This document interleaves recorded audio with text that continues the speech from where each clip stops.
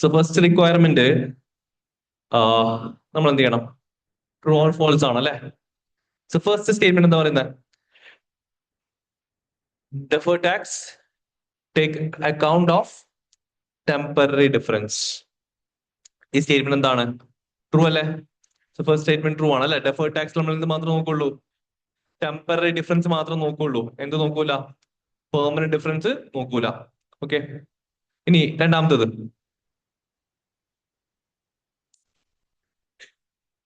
Deferred tax liability നമ്മൾ discount ചെയ്യോ? Not വെച്ചോ, ഡെഫേർഡ് ടാക്സ് ലയബിലിറ്റി നമ്മൾ എന്ത് ചെയ്യൂല? ഡിസ്കൗണ്ട് ചെയ്യൂല. ഇവിടെ ശ്രദ്ധിക്കേണ്ട ഒരു കാര്യം, ഡെഫേർഡ് ടാക്സ് എന്ന് പറയുന്നത് ഫ്യൂച്ചറിൽ വരാൻ പോകുന്ന ഒരു ടാക്സ് പേയ്മെന്റ് ആണ് അല്ലെ? ഡെഫേർഡ് ടാക്സ് എന്ന് പറയുന്നത് എന്താണ്? ഫ്യൂച്ചറിൽ വരാൻ പോകുന്ന ടാക്സ് ആണ്. അപ്പൊ നമ്മൾ ലോജിക്കലി ആലോചിക്കുകയാണെങ്കിൽ എന്ത് ചെയ്യേണ്ടതുണ്ട്? നമ്മളത് എന്ത് ചെയ്യണം? റെക്കോർഡ് ചെയ്യുമ്പോൾ എന്ത് ചെയ്യണം? അതിന്റെ പ്രസന്റ് വാല്യൂ കാണേണ്ടതുണ്ട് ശരിക്ക്. കാരണം എന്താ? അതെന്താണ്? ഫ്യൂച്ചർ വാല്യൂ ആണ് അല്ലെ? നമ്മൾ ടാക്സ് പേ ചെയ്യുന്നുണ്ട് ഫ്യൂച്ചറിലായിരിക്കും. അപ്പൊ നമ്മള് പ്രസന്റ് വാല്യൂന്റെ കോൺസെപ്റ്റ് അപ്ലൈ ചെയ്യുകയാണെങ്കിൽ, നമ്മൾ അപ്ലൈ ചെയ്യുകയാണെങ്കിൽ ശരിക്കും എന്ത് ചെയ്യേണ്ടതുണ്ട്? അതിന്റെ പ്രസന്റ് വാല്യൂ കാണേണ്ടതുണ്ട്. പ്രസന്റ് വാല്യൂ ആണ് റെക്കോർഡ് ചെയ്യേണ്ടത്. പക്ഷേ IAS 12 ഒരു പ്രത്യേകത ഉണ്ട്. IAS 12 പറയുന്നത് ഓൾറെഡി ഈ സ്റ്റാൻഡേർഡ് എന്താണ്? ഭയങ്കര ഡിഫിക്കൽട്ട് ആണ്. അപ്പൊ നമ്മൾ ഇനി പ്രസന്റ് വാല്യൂ ഡിസ്കൗണ്ടിങ് കൂടെ കൂടി കഴിഞ്ഞാൽ എന്ത് ചെയ്യും? ഭയങ്കര കോംപ്ലിക്കേറ്റഡ് ആവും. അപ്പൊ അതുകൊണ്ട് IAS 12 പറയുന്നത്, IAS 12 കേസിൽ എന്ത് ചെയ്യണ്ട? ഡെഫേർഡ് ടാക്സ് അല്ലെങ്കിൽ ടാക്സ് വരുമ്പോൾ എന്ത് ചെയ്യണ്ട? ഡിസ്കൗണ്ട് ചെയ്യണ്ട എന്ന് പറയുന്നുണ്ട്. ഓക്കെ അല്ലെ? അതുകൊണ്ട് മാത്രം നമ്മൾ എന്ത് ചെയ്യാത്തത്? ഡിസ്കൗണ്ട് ചെയ്യാത്തത്. അല്ലാത്ത കേസിലാണെങ്കിൽ, അല്ലാതെ ഇപ്പൊ വേറെ ഏതെങ്കിലും സ്റ്റാൻഡേർഡ് ആണെങ്കിൽ നമ്മൾ എന്ത് ചെയ്യും? ഫ്യൂച്ചർ എമൗണ്ട് ആണെങ്കിൽ എന്ത് ചെയ്യും? നമ്മൾ ഡിസ്കൗണ്ട് ചെയ്യേണ്ടി വരും. ഓക്കെ അല്ലെ? IAS 12 ഡെഫേർഡ് ടാക്സ് എന്ത് ചെയ്യണ്ട? ഡിസ്കൗണ്ട് ചെയ്യണ്ട. അപ്പൊ എന്താണ്? സെക്കൻഡ് സ്റ്റേറ്റ്മെന്റ് എന്താണ്? ഫോൾസ് ആണ് അല്ലെ? സെക്കൻഡ് സ്റ്റേറ്റ്മെന്റ് ഫോൾസ് ആണ്. തേർഡ് സ്റ്റേറ്റ്മെന്റോ? റീവാലുവേഷൻ കാരണം ഡെഫേർഡ് ടാക്സിൽ ഇമ്പാക്ട് ഉണ്ടാവില്ല എന്ന് പറയുന്നത്. ഡെഫേർഡ് ടാക്സ് ലയബിലിറ്റിയിൽ ഇമ്പാക്ട് ഉണ്ടാവില്ല എന്ന് പറയുന്നത് ശരിയാണോ? അത് ഫോൾസ് ആണ്. കാരണം റീവാലുവേഷൻ കാരണം എന്തുണ്ട്? ഡെഫേർഡ് ടാക്സിൽ ഇമ്പാക്ട് വരുന്നുണ്ട്. അതിന്റെ ക്വസ്റ്റ്യൻസ് ഒക്കെ നമ്മൾ ചെയ്തിട്ടുണ്ടായിരുന്നു. അപ്പോ ഓക്കെ അല്ലെ? അപ്പൊ ഫസ്റ്റ് സ്റ്റേറ്റ്മെന്റ് മാത്രമാണ് ട്രൂ, ബാക്കിയെല്ലാം ഫോൾസ് ആണ്. Okay,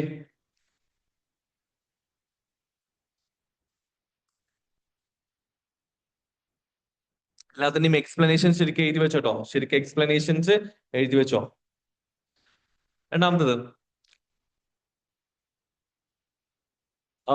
excluding the revaluation of land, okay, in respect of the net assets. Net assets കാരണം എന്ത് എക്സ്ക്ലൂഡ് ചെയ്യേണ്ടത്? റീവാലുവേഷൻ എന്ത് ചെയ്യണം? എക്സ്ക്ലൂഡ് ചെയ്യണം. അപ്പൊ റീവാലുവേഷന്റെ ഡെഫേർഡ് ടാക്സ് നോക്കണ്ട. നിങ്ങൾ എന്ത് ചെയ്താൽ മതി? ഈ നെറ്റ് അസെറ്റ്സിന്റെ മുകളിൽ എന്താണ് ഡെഫേർഡ് ടാക്സ് വരാൻ നോക്കണം. അതിന്റെ ഡബിൾ എൻട്രി ആണ് ചോദിച്ചിട്ടുള്ളത് കേട്ടോ. അതിന്റെ ഡബിൾ എൻട്രി ആണ് ചോദിച്ചിട്ടുള്ളത്. ഈ വർഷത്തെ ഡബിൾ എൻട്രി ആണ് ചോദിച്ചിട്ടുള്ളത്. അപ്പൊ നെറ്റ് അസെറ്റില് എത്രയാടാ ഡിഫറൻസ് വരുന്നത്? നെറ്റ് അസെറ്റ്സില് ഡിഫറൻസ് വരുന്നത് എത്രയാടാ? 180 അല്ലേ? അപ്പൊ ഈ വർഷത്തെ ടെമ്പററി ഡിഫറൻസ് ആണ് 180 അല്ലെ? ഈ വർഷത്തെ ടെമ്പററി ഡിഫറൻസ് ആണ് 180. അപ്പോ ഡെഫേർഡ് ടാക്സ് എത്രയായിരിക്കും?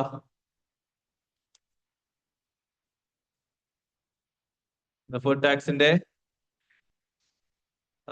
ക്ലോസിംഗ് ബാലൻസ് എത്രയായിരിക്കും?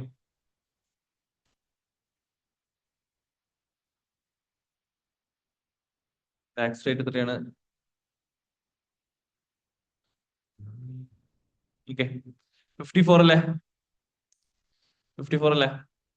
ഇപ്പൊ ഡെഫേർഡ് ടാക്സിന്റെ ക്ലോസിംഗ് ബാലൻസ് ആണ് 54. ഓക്കെ, 54. അപ്പോ നമുക്ക് എന്ത് കിട്ടും? ഓപ്ഷൻ 54. ഓപ്ഷൻ ബി ആണോ അതോ ഡി ആണോ? ഏത് വരാ? ബി ആണോ ഡി ആണോ? രണ്ടാണെങ്കിൽ തെറ്റാണ്. ഓക്കെ, ശ്രദ്ധിച്ചോ. ഇതെന്താണ്? ഡെഫേർഡ് ടാക്സിന്റെ ക്ലോസിംഗ് ബാലൻസ്. നമ്മള് ക്ലോസിംഗ് ബാലൻസ് ആണ് ഈ വർഷം റെക്കോർഡ് ചെയ്യേണ്ടത്? അല്ല. ഈ വർഷം റെക്കോർഡ് ചെയ്യേണ്ടത് എന്താണ്? നമ്മൾ 20X7 റെക്കോർഡ് ചെയ്യേണ്ടത് എന്താണ്? ഡിഫറൻസ് ഇൻക്രീസ് ഓർ ഡിക്രീസ് ആണ് റെക്കോർഡ് ചെയ്യുക അല്ലെ? നമ്മൾ ചെയ്യേണ്ടതാണ്, നമ്മൾ അഡ്ജസ്റ്റ്മെന്റ്, നമ്മൾ ഡബിൾ എൻട്രി, ജേണൽ എൻട്രി അല്ലെങ്കിൽ അഡ്ജസ്റ്റ്മെന്റ് ചെയ്യേണ്ടത് എന്താണ്? ഇൻക്രീസ് ഓർ ഡിക്രീസ് ആണ്. അപ്പൊ ഡെഫേർഡ് ടാക്സിൽ വന്നിട്ടുള്ള ചേഞ്ച് എത്രയാണ്? അത് നമുക്ക് ഡെഫേർഡ് ടാക്സിന്റെ ഓപ്പണിംഗ് ബാലൻസ് വന്നിട്ടുണ്ട്. എത്ര ഓപ്പണിംഗ് ബാലൻസ്? എത്രയാ? 60 ആണല്ലേ? 60 അല്ലേ? 60 ആണ്. അപ്പോൾ ഡെഫേർഡ് ടാക്സിൽ വന്നുള്ള ചേഞ്ച് എത്രയാണ്? ഡിക്രീസ് അല്ലേ? ഡിക്രീസ് ഇൻ ഡെഫേർഡ് ടാക്സ് ആണ്. ഓക്കെ, ഡെഫേർഡ് ടാക്സിൽ ഡിക്രീസ് അല്ലേ വന്നിട്ടുള്ളത്? ഡെഫേർഡ് ടാക്സിൽ ഡിക്രീസ് ആണ് ഈ വർഷം സംഭവിച്ചിട്ടുള്ളത്. എത്ര ഡിക്രീസ് വന്നിട്ടുള്ളത്? 8,000. Decrease in deferred tax 8,000. Okay അല്ലേ? അപ്പോ നമ്മുടെ ഡെഫേർഡ് ടാക്സ് ലയബിലിറ്റി ആണ് കുറഞ്ഞിട്ടുള്ളത് അല്ലെ? ലയബിലിറ്റി കുറേ ചെയ്തത്. അപ്പൊ ഇതൊരു ഇൻകം ആണോ എക്സ്പെൻസ് ആണോ? ഇൻകം അല്ലേ? ഇതൊരു ഇൻകം. അപ്പൊ ഡബിൾ എൻട്രി എന്തായിരിക്കും? ഇൻകം ആണ്. അപ്പൊ എന്ത് ചെയ്യും? ലയബിലിറ്റി കുറയണം അല്ലെ? ലയബിലിറ്റി കുറയുമ്പോൾ നമ്മൾ എന്ത് ചെയ്യണം? ഡെബിറ്റ് ചെയ്യണം. ഇൻകം ആണെങ്കിൽ നമ്മൾ എന്ത് ചെയ്യണം? അത് ക്രെഡിറ്റ് ചെയ്യണം. സോ ഡെബിറ്റ് എൻട്രി എന്താണ്? ലയബിലിറ്റി ആണ് നമ്മൾ ക്യാൻസൽ ചെയ്യുക. ലയബിലിറ്റി നമ്മൾ കുറയ്ക്കുക ചെയ്യുന്നത്, അതുകൊണ്ടാണ് ഡെബിറ്റ് ചെയ്തത്. ക്രെഡിറ്റ് ചെയ്ത് എന്താണ്? ഇൻകം. ഒക്കെ ഓപ്ഷൻ സി ആണ് വരിക. അല്ലേ? ഓപ്ഷൻ സി ആണ് വരിക.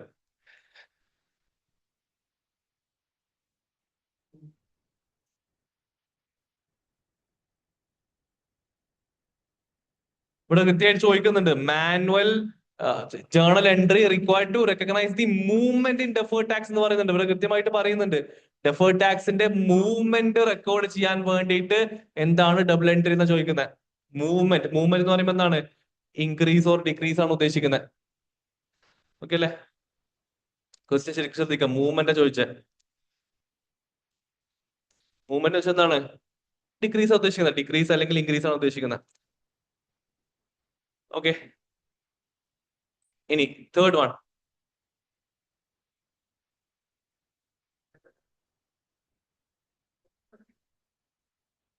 ഇതൊരു FA ലെവൽ ക്വസ്റ്റ്യൻ ആണ്. FA ലെവൽ ക്വസ്റ്റ്യൻ ആണ്. അപ്പൊ ചെയ്യണ്ട അല്ലെ? അതിന്റെ മാർക്ക് നമുക്ക് വേണ്ട. അല്ലെ ഇപ്പൊ കിട്ടൂലേ? കിട്ടും. കിട്ടും. എത്ര ഏതാ വരുന്നത്? എന്താ ഡബിൾ എൻട്രി വരുന്നത്? ഇവിടെ ചോദിക്കുന്നത് എന്താണ്? റീവാലുവേഷൻ അല്ലെ? അസെറ്റ് നമ്മൾ റീവാല്യൂ ചെയ്യുന്നില്ലേ? റീവാലുവേഷൻ ഗെയിൻ ആണോ ലോസ് ആണോ വരുന്നത്? ഗെയിൻ ആ വരുന്നത് അല്ലെ? റീവാലുവേഷൻ, കാരണം ലാൻഡിന്റെ കോസ്റ്റ് 240 ആണ്, റീവാല്യൂഡ് എമൗണ്ട് 300 ആണ്. അപ്പൊ റീവാലുവേഷൻ ഗെയിൻ ആ വരിക. അപ്പൊ റീവാലുവേഷൻ ഗെയിൻ വരുമ്പോൾ ഡബിൾ എൻട്രി എന്താണ്? എന്താ ഡെബിറ്റ് ചെയ്യണ്ടേ? ഡെബിറ്റ് ലാൻഡ് അല്ലെ? ലാൻഡ് നമ്മൾ എന്ത് ചെയ്യണം? ഡെബിറ്റ് ചെയ്യണം. പിന്നെ ക്രെഡിറ്റ് ചെയ്യേണ്ട എന്താണ്? Credit revaluation surplus. Debit land, credit revaluation surplus. Just revaluation entry മാത്രം ചോദിച്ചേ. ടാക്സ് എൻട്രി ചോദിച്ചിട്ടുണ്ടോ? ഇല്ല, ടാക്സ് ഇഗ്നോർ ചെയ്യാൻ പറയുന്നുണ്ട്. ടാക്സ് നോക്കണ്ട, ജസ്റ്റ് റീവാലുവേഷൻ എൻട്രി മാത്രമേ ചോദിച്ചിട്ടുള്ളൂ. FA ലെവൽ ബേസിക് ക്വസ്റ്റ്യൻ ആണ്. ഓക്കെ, ഇനി ഫോർത്ത് റിക്വയർമെന്റ് എന്താണ്?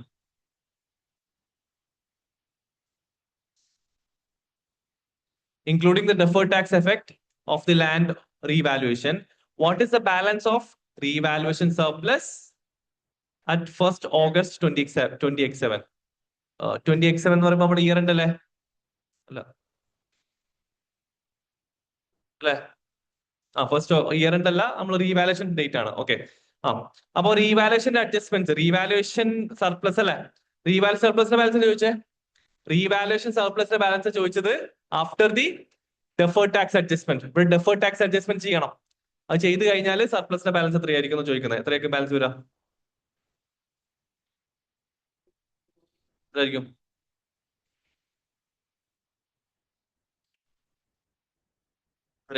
ഇവിടെ റീവാലുവേഷൻ ഗെയിൻ എത്രയാണ് വരുന്നത്? ഇവിടെ റീവാലുവേഷൻ ഗെയിൻ ആണ് വരുന്നത്. എത്ര വരിക?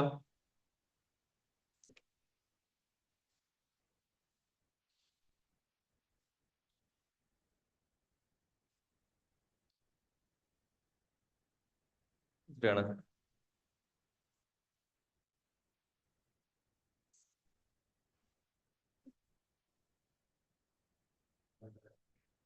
60 ആണ് റീവാലുവേഷൻ ഗെയിൻ വരുന്നത്. ഓക്കെ അല്ലേ? അപ്പൊ ഡെഫേർഡ് ടാക്സ് എത്രയായിരിക്കും അതിന്റെ മുകളിൽ ഡെഫേർഡ് ടാക്സ് വരാം? നമുക്ക് എന്ത് വരും? ഡെഫേർഡ് ടാക്സ് ലയബിലിറ്റി വരും. എത്ര ഡെഫേർഡ് ടാക്സ് ലയബിലിറ്റി വരാം?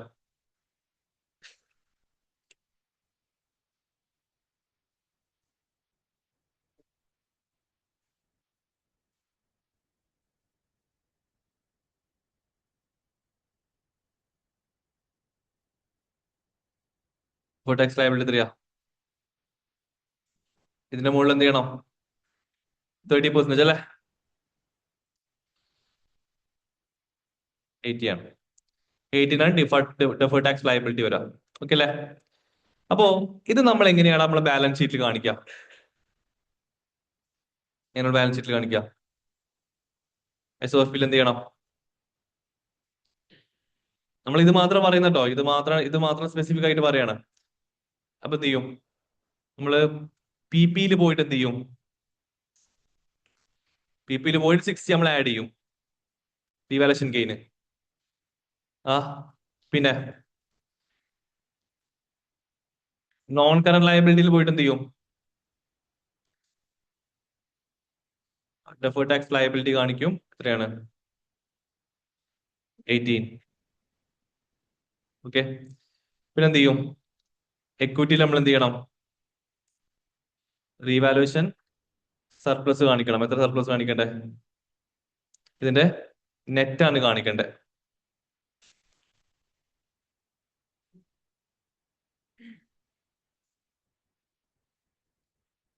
ഓക്കെ. നെറ്റ് എമൗണ്ട് ആയിട്ടുള്ള 42 ആണ് നമ്മൾ എന്ത് ചെയ്യാം? കാണിക്കാം.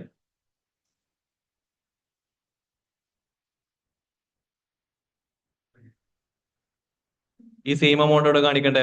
OCIയിലും കാണിക്കണ്ടേ? OCIയിൽ നമ്മൾ ഗെയിൻ കാണിക്കൂലേ? OCIയിൽ നമ്മൾ റീവാലുവേഷൻ ഗെയിൻ കാണിക്കും. അത് എത്രയാണ്? 42 ആണ്. ഇതാണ് അതിന്റെ ഇമ്പാക്ട് വരിക, അഡ്ജസ്റ്റ്മെന്റ് വരിക. അപ്പൊ ആൻസർ എത്രയാണ്? 42 ആണ് ആൻസർ കേട്ടോ.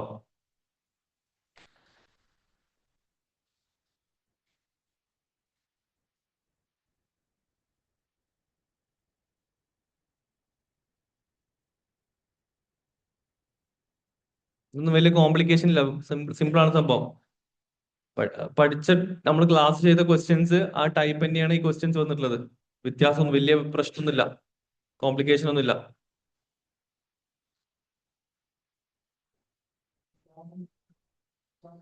ഓക്കെ.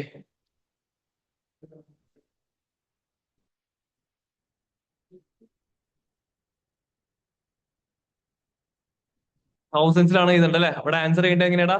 ഇത് നമ്പർ എൻട്രി ക്വസ്റ്റ്യൻ ആണ്. നമ്പർ എൻട്രി ക്വസ്റ്റ്യൻ ആണ്. അപ്പോ തൗസൻഡ്സിൽ ആൻസർ ചെയ്യണ്ടേ അല്ലെ? നിയറസ്റ്റ് തൗസൻഡ്സ് ആണ് അല്ലെ? അപ്പൊ നമ്മൾ എത്ര എൻട്രി ചെയ്യേണ്ടത് ഇവിടെ? എത്രയാണ്? 42 അല്ലേ? അല്ലേടാ, നമ്മൾ എൻട്രി ചെയ്യേണ്ടത് എത്രയാണ്? 42 ആണ് അല്ലെ? 42 മാത്രം എൻട്രി ചെയ്താൽ മതി. എടാ ശരിക്കും വാല്യൂ 42,000 അല്ലേ? ശരിക്കും വാല്യൂ എത്ര? 42,000 ആണ്. പക്ഷെ നമ്മൾ എത്ര എൻട്രി ചെയ്താൽ മതി? നമ്മൾ എത്രയാണ് എൻട്രി ചെയ്യണ്ടേ? അവിടെ എൻട്രി ചെയ്യേണ്ടത് എത്രയാണ്? 42. സപ്പോസ് നിങ്ങൾ 42,000 എൻട്രി ചെയ്ത് കഴിഞ്ഞാൽ എന്ത് ചെയ്യും? മാർക്ക് ഉറപ്പായിട്ടും പോകും, അതിൽ സംശയിക്കണ്ട. നമുക്ക് പാസ്സാവോ ഇല്ലയോ എന്നുള്ള കാര്യം സംശയമാണ്, പക്ഷെ എന്ത് ചെയ്യും? മാർക്ക് പോകുന്ന കാര്യത്തിൽ സംശയിക്കണ്ട, പോകും. എന്ത് 42,000 എഴുതി കഴിഞ്ഞാൽ ഇവിടെ തൗസൻഡ്സിൽ എഴുതാനാ പറയുന്നത്, തൗസൻഡ്സിൽ എഴുതാനാ പറയുന്നത്. അവിടെ നമ്മൾ കറക്റ്റ് ആൻസർ എന്താണ്? 42 ആണ്. മനസ്സിലായല്ലോ? ആ പിന്നെ വേറൊരു കാര്യം ശ്രദ്ധിക്കുക. അപ്പൊ നമുക്ക് ആൻസർ ഇങ്ങനെ വന്നു വെച്ചോ, 41,900 വന്നെന്ന് വിചാരിച്ചോ. ഓക്കെ, ഇതാണ് ആൻസർ വന്നെന്ന് വെച്ചോ. അങ്ങനെയാണ് എത്ര എൻട്രി ചെയ്യണ്ടേ? ഇവിടെ പറയുന്നുണ്ട് തൗസൻഡ്സിൽ എൻട്രി ചെയ്യണം. നിയറസ്റ്റ് തൗസൻഡ്സ് ആ പറയുന്നത്. ഇവിടെ നിയറസ്റ്റ് തൗസൻഡ്സ് എത്രയാ?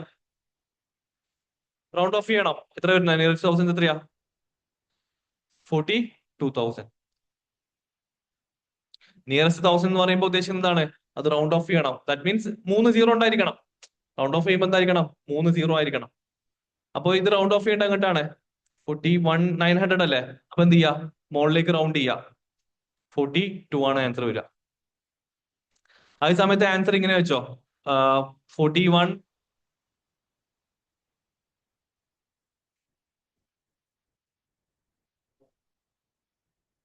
41,200 ആണെന്ന് വിചാരിച്ചോ. അപ്പൊ എത്രയാണ് ആൻസർ വരിക? 41. കാരണം ഇവിടെ താഴത്തോട്ട് റൗണ്ട് ചെയ്യണ്ടേ, കാരണം 500ന്റെ മുകൾക്കാണെങ്കിൽ മുകളിലേക്ക് റൗണ്ട് ചെയ്യുക, അല്ലെ? 5ന്റെ താഴത്തേക്കാണെങ്കിൽ എന്ത് ചെയ്യുക? താഴത്തേക്ക് റൗണ്ട് ചെയ്യുക.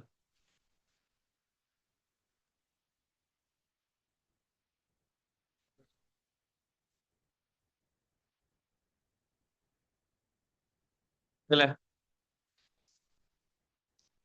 അടുക്ക പറയുന്നത് നിയറസ്റ്റ് 1000 ആണ്. നിയറസ്റ്റ് തൗസൻഡ്സിലാണ് എൻ്റർ ചെയ്യാൻ പറയുന്നത്.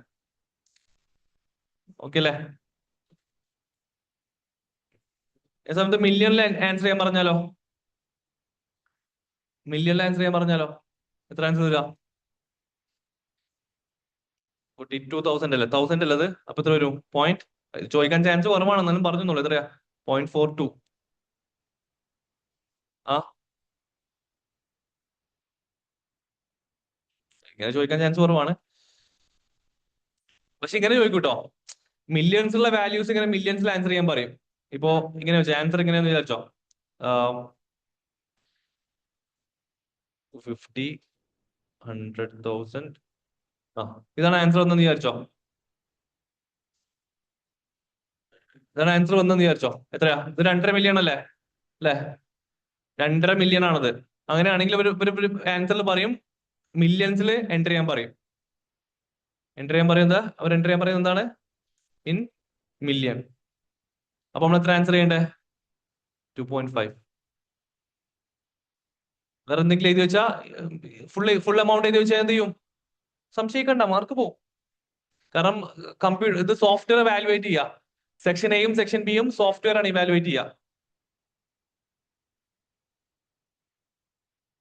സെക്ഷൻ എയും സെക്ഷൻ ബിയും സോഫ്റ്റ്വെയർ വാലുവേറ്റ് ചെയ്യുക. അപ്പോ ഓരോന്നിന്റെ റീസൺസ് നോക്കൂല. മെഷീൻസ് എന്ന് പറയുമ്പോൾ എന്തില്ല, അവരതിന്റെ റീസൺസ് നോക്കൂല. ഓരെന്ത് ചെയ്യും? അത് കറക്റ്റ് ആണെങ്കിൽ മാത്രമേ മാർക്ക് തരുള്ളൂ. സെക്ഷൻ എയും സെക്ഷൻ ബിയും. ഓക്കെ, ഇതൊക്കെ നല്ല ശ്രദ്ധിക്കാട്ടോ. കാരണം ചെറിയ പേയ്കൊണ്ടൊക്കെ ഫെയിൽ ആവുന്ന കുറെ കുട്ടികളുണ്ട്, ശ്രദ്ധിക്കുക. ലാസ്റ്റ് റിക്വയർമെന്റ് എന്താണ് നോക്കിയ? ലാസ്റ്റ് നോക്കിയേ, ഇത് IA-60 ബേസ് ചെയ്തിട്ടാണ്. പക്ക തിയറിയാണ്. എന്താ പറയുന്നത്? പക്ക ടെക്സ്റ്റ് ബുക്കാ. എന്താ കറക്റ്റ് സ്റ്റേറ്റ്മെന്റ് അല്ലേ ചോദിച്ചേ? എന്താ പറയുന്നത്? ഫസ്റ്റ് വൺ എന്താണ്? ശരിയാണോ? എന്താ പറയുന്നത്? The company has changed its accounting policy for measuring land to revaluation model. Okay, all item of PPE must now revalued. ശരിയാണോ? എല്ലാ PPയും റീവാല്യൂ ചെയ്യണോ? വേണ്ട. എന്താ IA-60 എന്താ പറയുന്നത്? ആ, IA-60 എന്താ പറയുന്നത്? നമ്മള് ലാൻഡിന് റീവാലുവേഷൻ യൂസ് ചെയ്യുകയാണെങ്കിൽ എന്ത് ചെയ്യണം? സെയിം ക്ലാസ് ഓഫ് അസറ്റ് എന്ത് ചെയ്യണം? സെയിം ക്ലാസ് അസറ്റ് റീവാല്യൂ ചെയ്യണം. ഇപ്പൊ നിങ്ങൾ ഒരു ലാൻഡ് റീവാല്യൂ ചെയ്യുകയാണെങ്കിൽ ബാക്കിയുള്ള എല്ലാ ലാൻഡും എന്ത് ചെയ്യണം? റീവാലുവേഷൻ മോഡൽ ചെയ്യണം. ഇപ്പൊ നിങ്ങൾക്ക് 5 ലാൻഡ് ഉണ്ട് വെച്ചോ, മൊത്തം 5 ലാൻഡ് ഉണ്ട്. അതിൽ നിങ്ങൾ ഒരു ലാൻഡ് ആണ് എന്ത് ചെയ്തത്? റീവാലുവേഷൻ ചെയ്തത്. ഓക്കെ, നിങ്ങൾക്ക് മൊത്തം 5 ലാൻഡ് ഉണ്ട്, അതിൽ ഒരു ലാൻഡ് ആണ് റീവാല്യൂ ചെയ്തത്. അങ്ങനെയാണെങ്കിൽ എന്ത് ചെയ്യണം? ആ, ബാക്കി വരുന്ന 4 ലാൻഡ് അല്ലേ? അല്ലേ? ബാക്കി എത്ര ഉണ്ടടാ? ബാക്കി 4 ലാൻഡ് കൂടി ഇല്ലേ? ആ 4 ലാൻഡ് എന്ത് ചെയ്യണം? നിങ്ങൾ എന്ത് ചെയ്യണം? റീവാലുവേഷൻ മെത്തേഡ് യൂസ് ചെയ്യണം. അതാണ് സ്റ്റാൻഡേർഡിൽ പറയുന്നത്. ഇതൊക്കെ നമ്മൾ ഞാൻ പഠിപ്പിച്ചിട്ടുണ്ടായിരുന്നു. ഓക്കെ, അപ്പൊ സെയിം ക്ലാസ് ഓഫ് അസറ്റ് എന്ത് ചെയ്യണം? റീവാല്യൂ ചെയ്യണം. പക്ഷെ എന്ത് ചെയ്യണ്ട, ഇവിടെ പറഞ്ഞെന്താണ്? സെയിം ക്ലാസ് ഓഫ് അസറ്റ് എന്നാ പറഞ്ഞേ? അല്ല, എല്ലാ BPയും, കമ്പനിയുടെ എല്ലാ BPയും റീവാല്യൂ ചെയ്യണം എന്ന് പറഞ്ഞ അങ്ങനെ റൂൾ ഉണ്ടോ? ഇല്ല. അപ്പൊ അത് തെറ്റാണ്. ഓക്കെ അല്ലേ? രണ്ടാമത്തെ സ്റ്റേറ്റ്മെന്റോ? Revaluation surplus. Revaluation surplus retained ഏർണിംഗ്സിലേക്ക് ട്രാൻസ്ഫർ ചെയ്യാൻ പറ്റും എന്നാ പറയുന്നത്.